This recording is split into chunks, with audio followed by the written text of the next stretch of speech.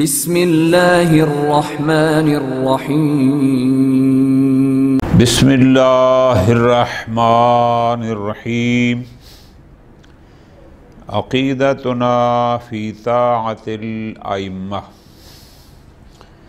آیت اللہ شیخ محمد رضا مظفر رحمۃ اللہ علیہ عقائد امامیہ میں امامت کی بحث میں چوتھی چیز جسے عنوان کلام قرار دیتے ہیں وہ ہے کہ ائمہ اثنا عشر علیہم السلام کی اطاعت کے حوالے سے ہم شیعہ اثنا عشریہ کا عقیدہ کیا ہے۔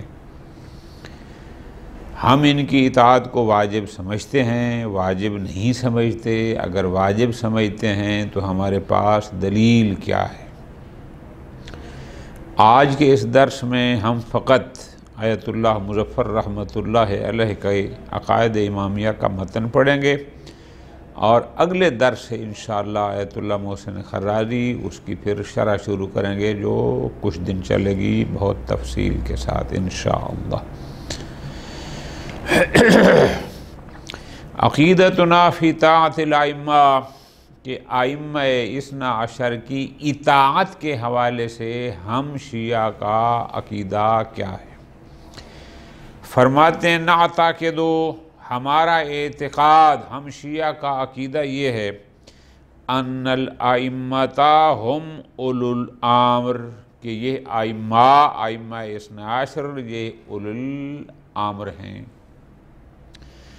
الذین امر اللہ تعالی بطاعتہم، جن کی اطاعت کا اللہ تبارک و تعالی نے خود حکم دیا، اطیعوا اللہ واطیعوا الرسول واولی الامر منکم، ہمارے نزدیک یہی اولی الامر ہیں، وانہم الشہداء علی الناس، یہ گواہ ہیں ہمارے اعمال پر اللہ کی طرف سے۔ یہ در حقیقت یہ جتنے بھی جملے آ رہے ہیں نا، یہ آیات قرآنی کا خلاصہ ہے۔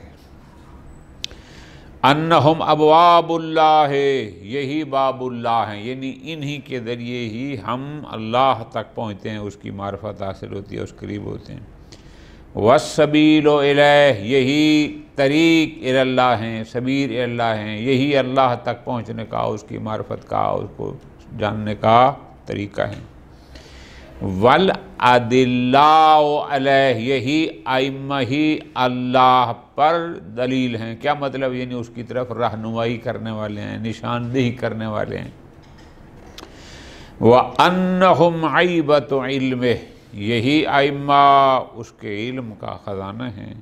وَتَرَاجِمُ وَحْیِ، یہ اس کی وحی کے ترجمان وحی الہی ہیں۔ وَأَرْكَانُ التَّوْحِيدِ، یہ اس کی توحید کے ارکان میں سے ہیں۔ ٹھیک ہو گیا؟ انشاءاللہ ہم تفصیل پڑھیں گے کہ کس سے کیا مراد ہے۔ وَخُزَّانُ مَعْرِفَتِ، اس کی معرفت کو کرنے کے لیے اللہ کی پہچان کے یہ خزان ہیں، خازن ہیں، یعنی انہی کے ذریعے اللہ کی معرفت حاصل ہوتی ہے۔ وَلِذَا كَانُوا أَمَانًا لِأَهْلِ الْأَرْضِ، یہ ائمہ اہل زمین کے لیے امان ہیں۔ كَمَا أَنَّ النُّجُومَ أَمَانٌ لِأَهْلِ السَّمَاءِ، جیسا کہ ستارے آسمان کے لیے، اہل سما کے لیے، آسمان والوں کے لیے نجوم، ان کے لیے وہ امان ہیں۔ ہم نہیں کہہ رہے، علی حد تعبیر ہی پیغمبر اکرم صلی اللہ علیہ وسلم نے خود یوں ہی تعریف فرمائی کہ ائمہ اہل زمین کے لیے اسی طرح امان کا سبب ہیں جیسے نجوم اہل سما کے لیے۔ وَكَذَلِكَ عَلَى حَدِّ قَوْلِ أَيْضًا، اسی طرح پیغمبر اکرم نے خود فرمایا اِنَّا مِثْلَهُمْ فِي هَذِهِ الْأُمَّةِ، کہ ان ائمہ کی مثال اس میری امت میں کَالسَّفِینَةِ نوح، ان کی مثال مثل سفینہ نوح کے ہے۔ من رَكِبَهَا نجا، جو اس سفینہ پر، جیسے اس کشتی پر سوار ہو گیا نجات پا گیا۔ من تخلف عنہا، اور جو اس سے رہ گیا، غرق وہوا، وہ غرق ہو گیا، برباد ہو گیا، نابود ہو گیا۔ جیسے کشتی نوح پر سوار ہونے والے بچ گئے اور سوار نہ ہونے والے غرق ہو گئے اور برباد ہو گئے، ائمہ اثنا عشر بھی کشتی نجات ہیں۔ جو ان کی محبت میں آ گیا، جو ان کے ساتھ ہو گیا وہ نجات پا گیا، جو رہ گیا وہ برباد ہو گیا۔ انہم حسب ما جاء فی الکتاب المجید، یہ ائمہ اثنا عشر ان آیات کے مصداق ہیں۔ یہ سورۃ انبیاء کی در حقیقت 2 آیات ہیں، 26 اور 27۔ انہوں نے عین آیت کو نہیں لیا، اس کا خلاصہ لیا۔ عباد اللہ المکرمون، یہ اللہ کے محترم بندے ہیں۔ الذین لا یسبقونہ بالقول، یہ تو بات میں بھی اللہ سے آگے نہیں بڑھتے، یعنی مراد کیا، یہ بات ہی نہیں کرتے جب تک اس کا حکم نہ ہو۔ وَهُمْ بِأَمْرِهِ يَعْمَلُونَ، اور یہ امر خدا پر عمل کرتے ہیں۔ خوب، اسی طرح یہ آیات کا خلاصہ ہے، میں عین آیت کو نہیں لکھا۔ انہم الذین، یہ وہ ہستیاں ہیں، اذھب اللہ عنہم الرجس وطہرہم تطہیرا، آیہ تطہیر کے مصداق ہیں۔ بل نعتقد ان امرہم امر اللہ، ہمارا اعتقاد یہ ہے کہ ائمہ کا امر، حکم اللہ کا امر ہے، اپنی طرف سے کچھ کہتے ہی نہیں ہیں، ان کا امر اللہ کا امر ہے، ان کا حکم اللہ کا حکم ہے۔ نہیہم نہیہ، جس سے یہ نہیں فرماتے ہیں گویا اسے اللہ نے نہیں فرمائی ہے، ان کی نہیں اللہ کی نہیں۔ طاعتہم طاعتہ، ان کی اطاعت در حقیقت اللہ کی اطاعت ہے۔ معصیتہم معصیتہ، ان کی نافرمانی در حقیقت اللہ کی نافرمانی ہے۔ ولیہم ولیہ، ان کا ولی، ان سے پیار کرنے والا، ان سے دوستی کرنے والا، ان سے محبت کرنے والا اللہ کا ولی ہے۔ عدوہم عدوہ، ان کا دشمن اللہ کا دشمن ہے۔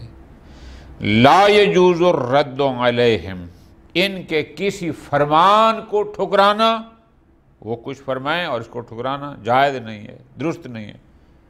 کیوں؟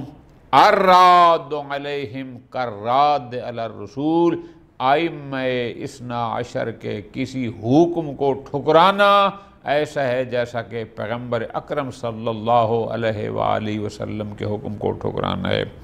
والراد علی الرسول کالراد علی اللہ تعالی، اور جو اللہ کے پیغمبر حضرت محمد صلی اللہ علیہ وآلہ وسلم کے کسی فرمان کو رد کرتا ہے، ٹھکراتا ہے، انکار کرتا ہے، کہتے میں نہیں مانتا، گویا اس نے اللہ کے حکم کو رد کیا اور ٹھکرایا۔ یجب التسلیم لہم، ان کو قبول کرنا، ان کو تسلیم کرنا واجب ہے۔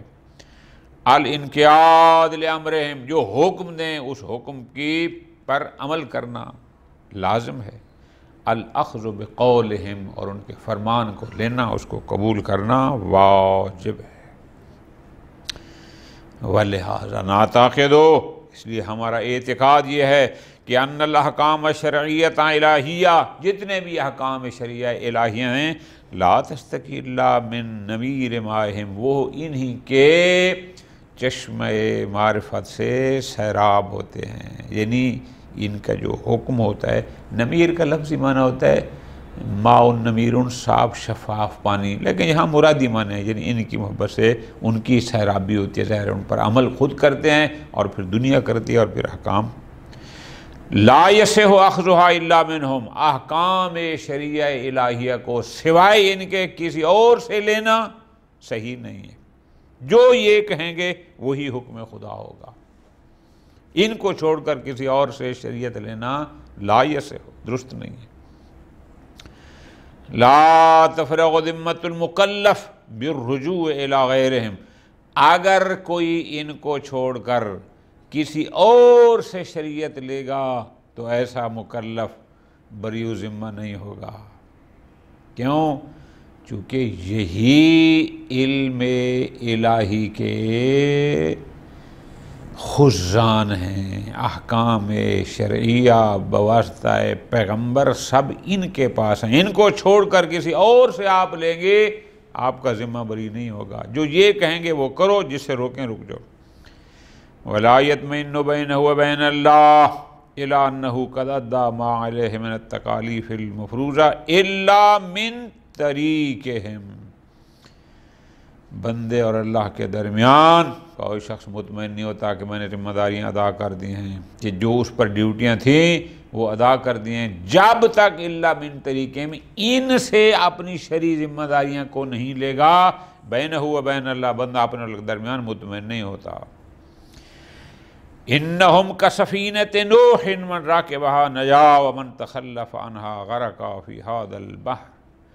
ان کی مثال مثل سفینہ نوح کے ہے، جو ان میں سوار ہو گیا وہ نجات پا گیا، جو ان سے متمسک ہو گیا وہ نجات پا گیا۔ ومن تخلف عنہا، جو اس سے متمسک نہ ہوا، جس نے دین اور شریعت ان سے نہ لیا، غرقا فی ھذا البحر، وہ اس سمندر میں غرق ہو جائے گا، الماء، جس میں موجیں ہیں، الظاخر، جس میں تلاطم خیز موجیں ہیں۔ کس قسم کی موجیں ہیں؟ بے امواج الشبہ، شبہات کی موجیں، گمراہیوں کی موجیں، مختلف والادعاءات، مختلف لوگوں کے دعووں کی موجیں، والمنازعات، اختلافات، یعنی یہ سمندر ہے دنیا جس میں ضلالت، گمراہی، مختلف دعوے، مختلف تنازعات کی موجیں ہیں۔ جو بندہ متمسک بالائمہ اثنا عشر نہیں ہوگا وہ ان موجوں کے میں غرق ہو جائے گا، تباہ ہو جائے گا۔ ٹھیک ہو گیا۔ آیت اللہ مظفر فرماتے ہیں، آگے بڑھ کر فرماتے ہیں، لا یہمنا من بحث الامامۃ فی ھذہ الاسبور۔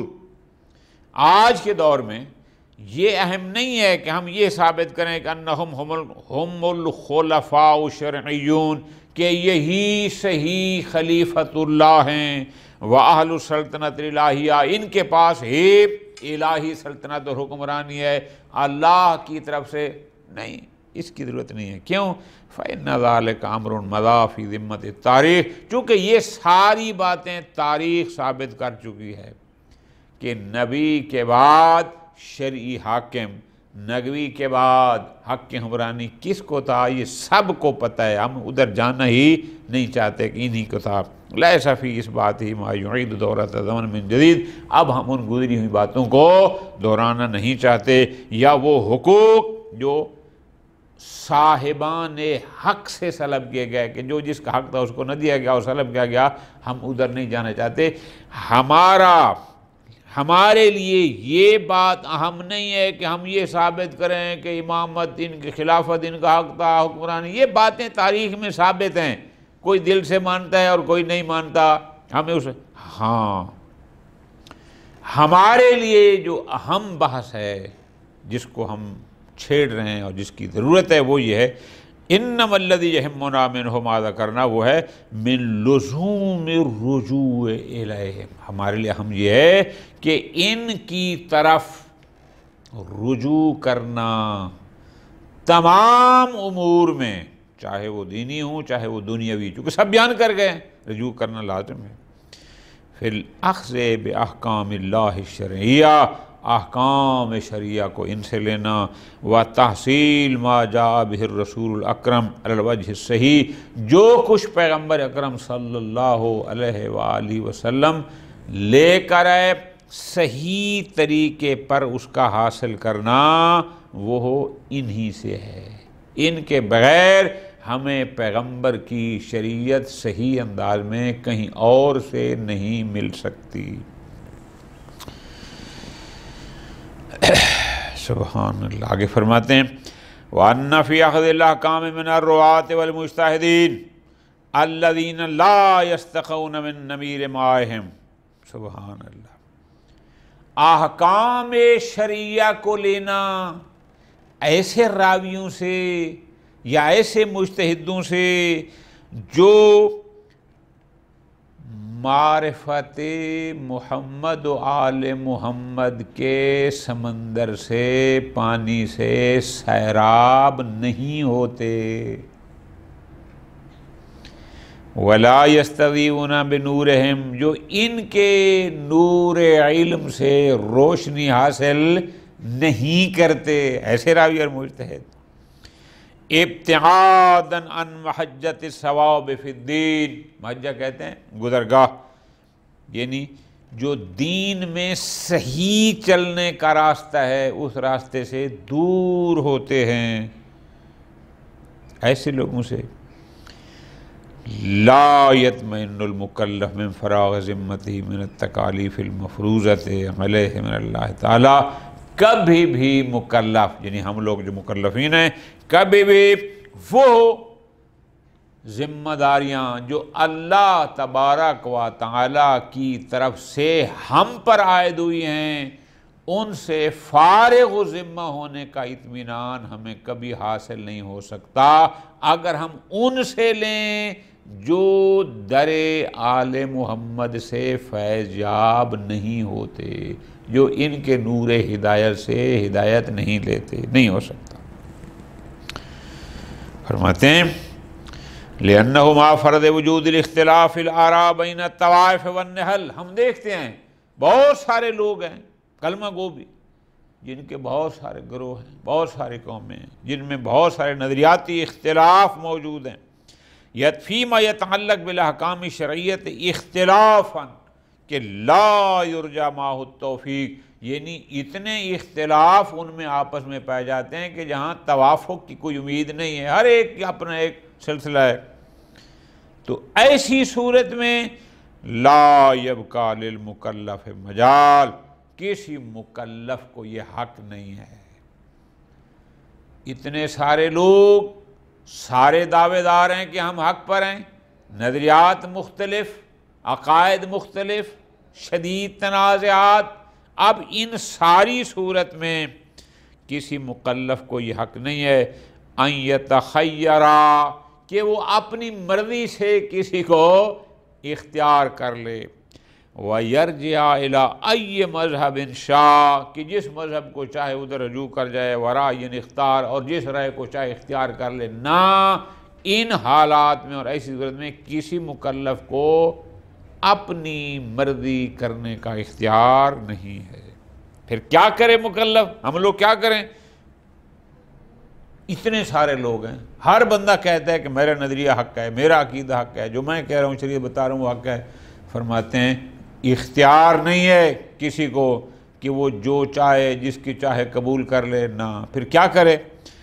لا بد لہ ان یفحص، اس کو چاہیے تفحص، جستجو کرے، ویبحث تحقیق کرے، حتی تحصل لہ الحجۃ القاطعہ تاکہ اس کے پاس ایک دلیل قطعی آ جائے بینہ و بین اللہ تعالی، اس بندے اور اللہ کے درمیان، مکلف اور اللہ کے درمیان، اس مکلف کے پاس ایک دلیل قطعی ہو کس بات پر؟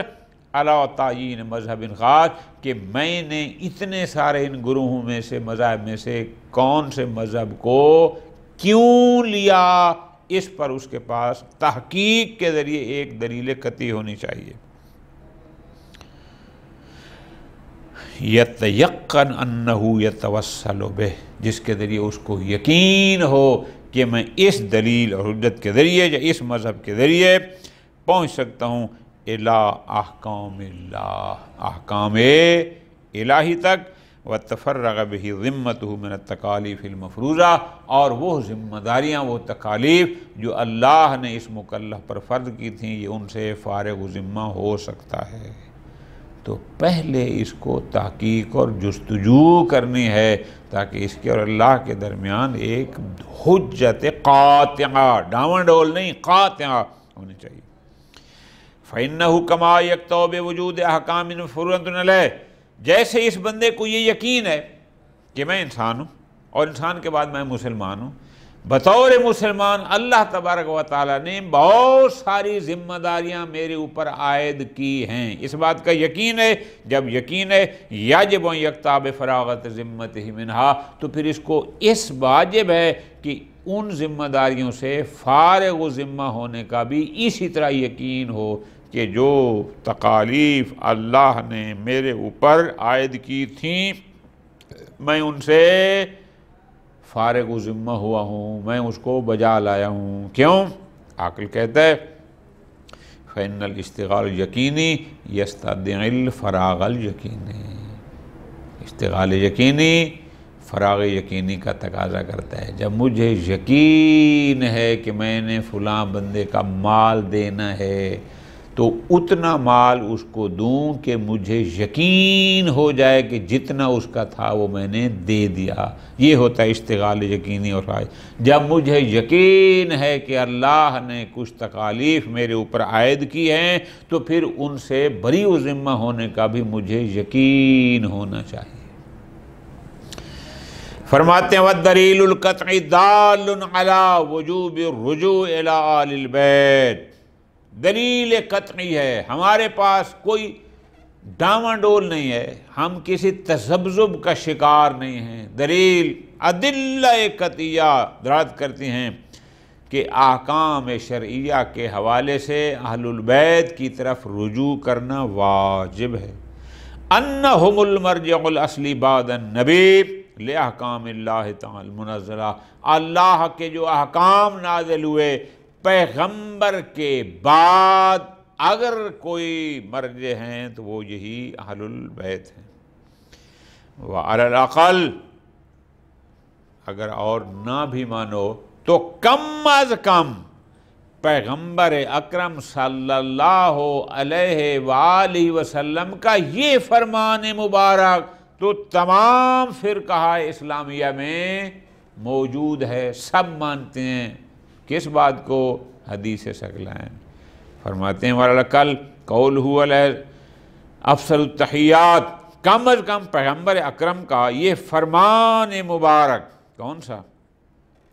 انی قد ترکت فیکم ما ان تمسکتم بہ لن تضلوا بعدی ابدا الثقلین، کہ میں نے تم میں ثقلین کو ترک کیا، اگر تم ان کے ساتھ دونوں کے ساتھ تمسک رکھو گے تو کیا ہوگا؟ لن تضلوا بعدی، گمراہ نہ ہوں گے۔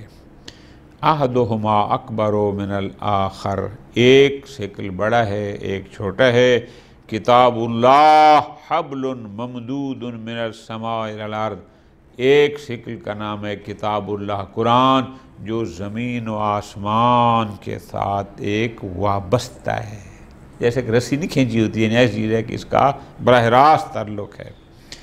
وَعِطْرَتِي اہل بیتی، اور دوسری میری عطرت اہل بیت۔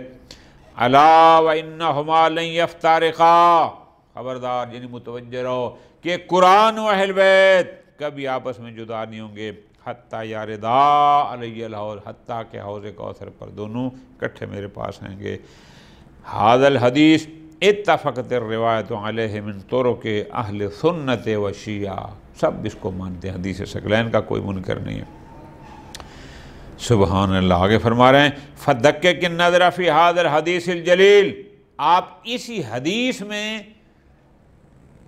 غور کرو، توجہ کرو، جتنی دقت ہو سکتی ہے اس حدیث میں کرو۔ جب آپ کریں گے تَجِدُ مَا يَقْنَعُكَ، تو یہی ایک حدیث بھی تمہیں قانع کر دے گی کہ اہل بیت کی طرف رجوع کرنا واجب ہے۔ وَيُدْهِشُكَ فِي مَبْنَاهُ وَمَعْنَاهُ فَمَا أَبْعَدَ الْمَرْمَى، فرماتے ہیں اور جب اس میں غور کریں گے تو تمہیں یہ دیکھے گی کہ اس حدیث کا مطلب کیا ہے۔ اس حدیث میں مختصر الفاظ میں پیغمبر نے کیا کچھ فرما دیا۔ فرماتے ہیں آپ دیکھیں، پیغمبر نے فرمایا ان تمسکتم بہ لن تضلوا بعدی ابدا، کہ اگر تم ان سے متمسک رہو گے، جو چیز میں تمہیں چھوڑ کر جا رہا ہوں، کبھی بھی آبادا، کبھی گمراہ نہ ہوں گے۔ والذی ترکہ فینا، پیغمبر کیا ہم میں چھوڑ کر گئے؟ فرماتے ہیں ہما الثقلان معاً، وہ دو شکل ہیں اکٹھے، معاً ایک کی بات نہیں ہے، جو چھوڑ کر جا رہا ہوں، چھوڑا کیا؟ الثقلین، شکل معاً۔ اذ جعلہما کامر واحد، پیغمبر نے قرآن و اہل بیت کو مثل امر واحد کے قرار دیا۔ لم یکتفی بالتمسک بواحد منہما فقط قرآن سے تمسک یہ کافی نہیں، فقط اہل بیت سے تمسک یہ کافی نہیں۔ کیوں؟ فی فبہما معاً لن تضلوا بعدہ ابدا، اگر قرآن و اہل بیت دونوں سے تمسک ہوگا پھر تو کبھی گمراہ نہ ہوگا۔ ایک کی بات نہیں، پیغمبر نے دونوں کو ایک قرار دیا۔ وَمَا أَوْضَحَ الْمَعْنَىٰ فِي قَوْلِهِ، فرماتے ہیں اب آگے دیکھو، پیغمبر نے اسی میں اور زیادہ اس کو واضح کر دیا اور کلیئر ہوگی بات۔ پیغمبر نے فرمایا لَن يَفْتَرِقَا، تثنیہ کے ساتھ، قرآن و اہل بیت کبھی جدا نہیں ہوں گے، حتیٰ یاردا، پھر تثنیہ ہے کہ یہ دونوں وارد ہوں گے میرے اوپر حوض کوثر پر، پس فَلَا يَجِدُ الْهِدَایَةُ عَبَدًا من فرق بینہما، جو بندہ قرآن و اہل بیت میں تفریق کرے گا، جدائی کرے گا، وہ کبھی ہدایت نہیں پا سکتا۔ وَلَمْ يَتَمَسَّكْ بِهِمَا مَعًا، اور جو ان سے اکٹھے دونوں کو ملا کر تمسک نہیں کرے گا۔ فَلِذَلِكَ كَانُوا سَفِينَةُ النَّجَاةِ، اسی لیے کہا گیا ہے کہ اہل بیت سفینہ نجات ہیں۔ وَأَمَانًا لِأَهْلِ الْأَرْضِ وَمَنْ تَخَلَّفَ عَنْهُمْ غَرَقَ فِي لُجَجِ الضَّلَالِ، وہ گمراہیوں کی موجوں میں غرق ہو جائے گا۔ وَلَمْ يَأْمَنْ مِنَ الْهَلَاكِ، اور وہ ہلاکت سے نہیں بچ سکتا۔ سبحان اللہ۔ وَتَفْسِيرُ ذَلِكَ، اس کی تفسیر کیا ہے؟ بِحُبِّهِمْ فقط من دون الاخذ باقوالہم، بہت ہی قیمتی سطر ہے یہ آخری۔ اگر کوئی دعویٰ کرے، آج کل ہمارے اندر بھی کچھ ایسے بیوقوف لوگ پائے جاتے ہیں کہ بس ان 12 کو مان لو بیڑا پار، ان کو مان لو، ان کی ماننے کی ضرورت نہیں ہے، یہ غلط نظریہ ہے۔ اگر کوئی یہ سمجھتا ہے کہ فقط ہمیں جی محبت ہے علی سے اور جو علی کہے وہ نہیں کرنا، غلط، اس کا کوئی محبت نہیں علی سے۔ فرماتے ہیں وَتَفْسِيرُ ذَلِكَ بِحُبِّهِمْ فقط، اگر کوئی بندہ اس کی تفسیر کرتا ہے کہ فقط اہل بیت سے محبت ہو، دون الاخذ باقوالہم، ان کے فرامین کو نہ لے، قبول نہ کرے، واتباع طریقتہم، اور ان کے طریق جو ان کا راستہ ہے اس کی اتباع نہ کرے، جو بندہ یہ تفسیر کرتا ہے حروب من الحق، ایسا بندہ حق سے بھاگنے والا ہے۔ جو بندہ یہ کہے کہ اہل بیت کی محبت کافی ہے اور ان کے فرامین پر عمل اور ان کے راستے پر چلنے کی ضرورت نہیں ہے، یہ بندہ حق سے بھاگنے والا ہے، فرار کرنے والا ہے۔ فرماتے ہیں لا یلجأ الیہ، اور اس فرار کی طرف، حروب کی طرف، یعنی جو یہ بہانہ بنا رہے ہیں کہ فقط محبت کافی ہے، ان کی بات نہ مانیں، ان کے طریقے پر نہ چلیں، ان کے فرامین عمل نہ کریں، فرماتے ہیں جو وہ کون سا ہوتا ہے؟ الا التعصب یا متعصب ہوگا، او الغفلہ عن المنہج الصحیح، یا وہ صحیح راستے سے غافل ہے، اس کو پتہ ہی نہیں ہے کہ صراط مستقیم کیا ہے۔ فی تفسیر الکلام العربی المبین، وصلی اللہ علی محمد وعلی محمد۔